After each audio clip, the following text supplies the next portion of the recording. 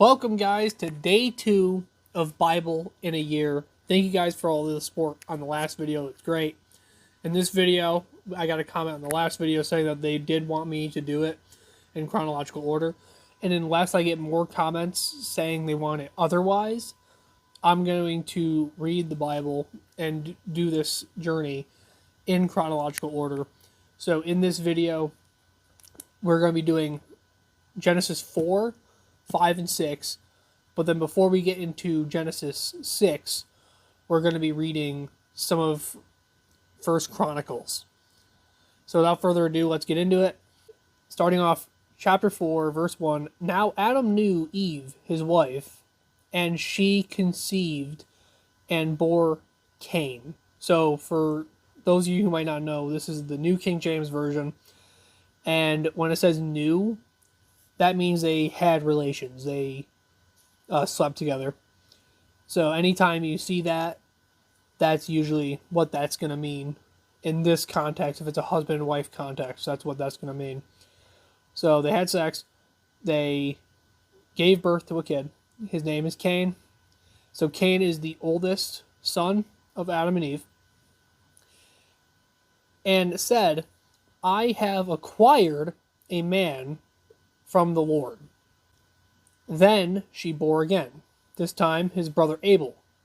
Now Abel was a keeper of sheep, but Cain was a tiller of the ground. And in the process of time it came to pass that Cain brought an offering of the fruit of the ground to the Lord. Abel also brought of the firstborn of his flock and of their fat. And the Lord respected Abel and his offering, but he did not respect Cain and his offering.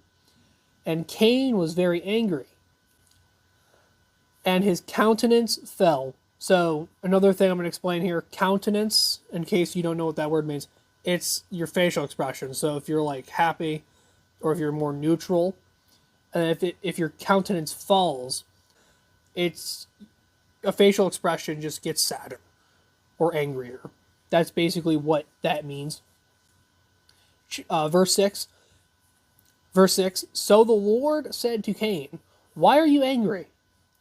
And why has your countenance fallen? If you do well, will you not be accepted? And if you do not do well, sin lies at the door. So basically what the Bible's saying here is that Cain is setting his own standard for his life instead of letting God set the standard and the rules to follow. And its desires is for you, but you should rule over it. So that's God telling Cain that he should rule over his own desires. Now Cain talked with Abel, his brother, and it came to pass, when they were in the field, that Cain rose up against Abel, his brother, and killed him. Then the Lord said to Cain, where is your brother Abel? He said, I don't know. Am I my brother's keeper? And he said, what have you done? The voice of your brother's blood cries out to me from the ground. So you know you are cursed from the earth, which has opened its mouth to receive your brother's blood from your hand. When you till the ground, it shall no longer yield its strength to you. A fugitive and a vagabond you shall be on the earth. And Cain said to the Lord, my punishment is greater than I can bear. Surely you have driven me out this day from the face of the ground. I shall be hidden from your face. I shall be a fugitive and a vagabond on the earth. Vagabond on the earth. And it will happen that anyone who finds me will kill me. So then God shows Cain here mercy. So Cain's showing zero remorse for what he did. He doesn't even care that he killed his brother. It's all about me. Cain is super evil. And then God, even though Cain is really evil, he says he's going to give him mercy. He says, and the Lord said to him, therefore, whoever kills Cain, vengeance shall be taken on him sevenfold. And the Lord set a mark on Cain, lest anyone finding him should kill him. Basically, he makes it so anyone that kills Cain is going to get the worst of it. They're going to get heavily punished if they try and kill Cain, which is one of the most merciful things that we see God do, because Cain really doesn't deserve it. He shows no remorse for killing his brother. He kills his brother out of jealousy. Now, Cain doesn't get off scot-free, though, because God still punishes him. He still makes it so it's going to be harder for him to do labor. The plants are no longer going to grow for him. But at the same time, Cain is protected by God, because anyone who tries to kill Cain, or who does successfully kill Cain, is going to be punished super severely. So next, we got verse 16. This goes through the bloodline of everyone. So I'm going to read, instead of reading the verses, I'm going to place the verses on screen like I do. And I'm just going to explain who everyone's mother and father are. So, starting off, we have Adam and Eve are Cain, Abel, and Seth. Those are the children of Adam and Eve. And also, Adam has some daughters. Adam and Eve have some daughters together too, which are the spouses of Cain and would have been Abel's spouse as well if he didn't die. Cain and his wife, they had Enoch. That was one of their children. And they actually built a city named after Enoch. This is not the Enoch you're thinking of, though. It's a completely different Enoch. Enoch and his wife had Arad. Arad and his wife had Mahuiel. These names are really hard to pronounce, so please just spare me in the comments. Or don't. It'd be funny. And then you have Mahuiel. He has a son named Matthew Shile. And then Matthew Shile has Lamech. Lamech is where we get back into the Bible. So in verse 23, we meet Lamech. Then Lamech said to his wives, Ada and Zillah, hear my voice, wives of Lamech, listen to my speech. For I have killed a man for wounding me, even a young man for hurting me.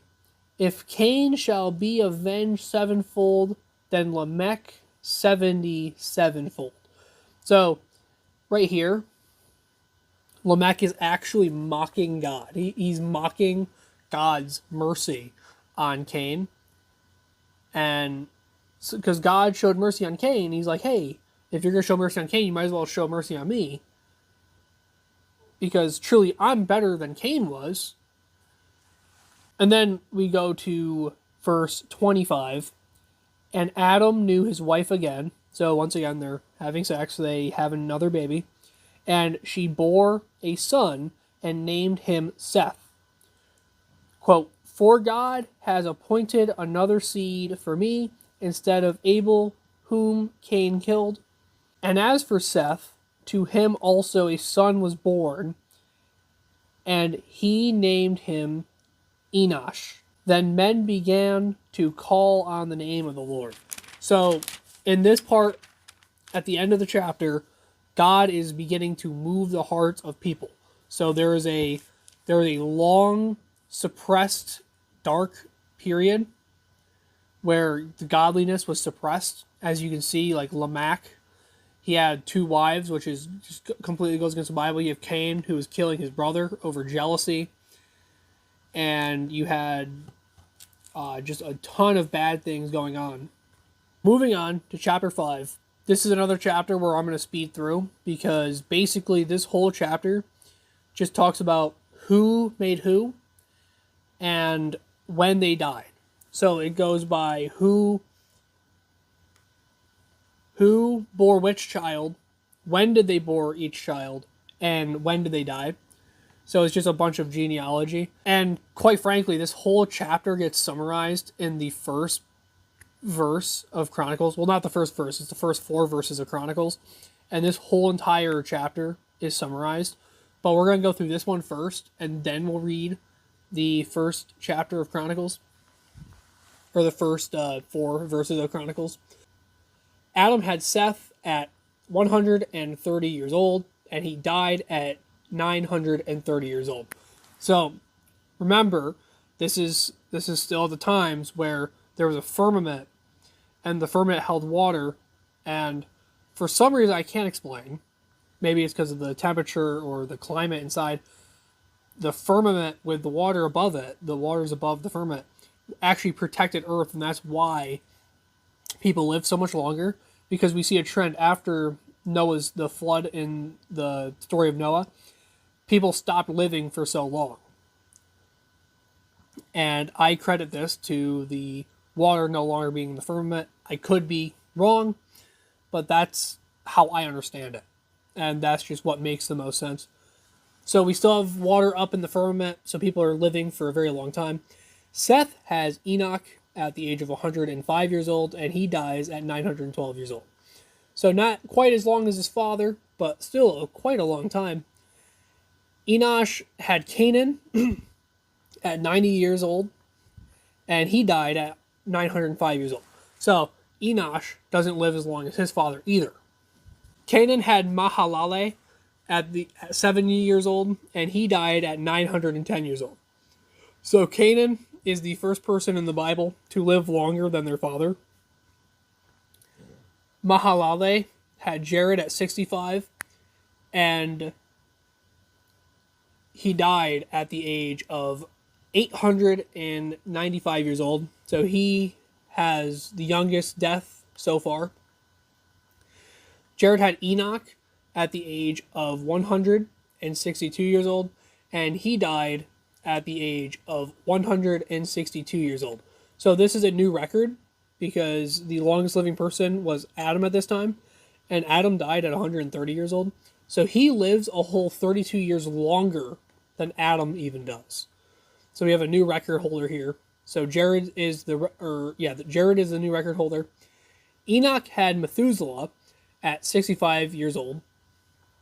And one day God took Enoch to heaven. Enoch never actually experienced death. He's one of the only 2 people in the Bible to not experience death. There's 2 people in the Bible, and put down in the comments down below if you know the other guy. But there's 2 people in the entire Bible who never die, and who still haven't experienced death yet. And I don't think they ever will, quite frankly. Methuselah lived 187 years when he had Lamech. Methuselah lived another record-breaking 969 years. So we have another record breaker. So he lives 7 years longer than even, what's his name? I think it was Jared. Yeah, Jared. He lived 7 years longer than Jared. And this record has not been broken ever since. Methuselah is still the longest living person in the Bible and in human history. Lamech is Noah's father. He had Noah at the age of 182 years old, and he died at the age of 777. Perfect number, but he is the youngest death in the Bible. He had Noah at 182 years old, and he died at 177 years old. So he actually gets the youngest death in this part. Obviously, probably Abel died the youngest. I think Abel is the youngest person to die so far, what we read. Noah was 500 years old when he had Shem, Ham, and Japheth. And then now this is the part where I'm going to read the verse in First Chronicles, because this also fits chronologically with what we're reading. It says, Adam, Seth, Enosh, Canaan, Mahalalel, Jared, Enoch, Methuselah, Lamech, Noah, Shem, Ham, and Japheth. So those are all of the people that we have met in the Bible so far. And we know their age, we know when they died. And now we are moving on to the final part. We're moving on to the beginning of God's judgment on the old world. Chapter 6 starts out, "Now it came to pass, when men began to multiply on the face of the earth, and daughters were born to them, that the sons of God saw the daughters of men, that they were beautiful, and they took wives for themselves of all whom they chose." So, right here we start to see God. We don't see it yet, but this is the beginning of why God starts getting angry, because these people care more about themselves. They care more about worldly status than they care about God's goodness. And like I said in the first episode, God deserves everything because he literally took nothing and created everything. And because of that, he deserves all the glory, and these people just don't appreciate that. Verse 3, "And God said, My spirit shall not strive with man forever, for he is indeed flesh, yet his days shall be 120 years. There were giants on the earth in those days, and also afterward." So, fun fact, the giants are some of the authority.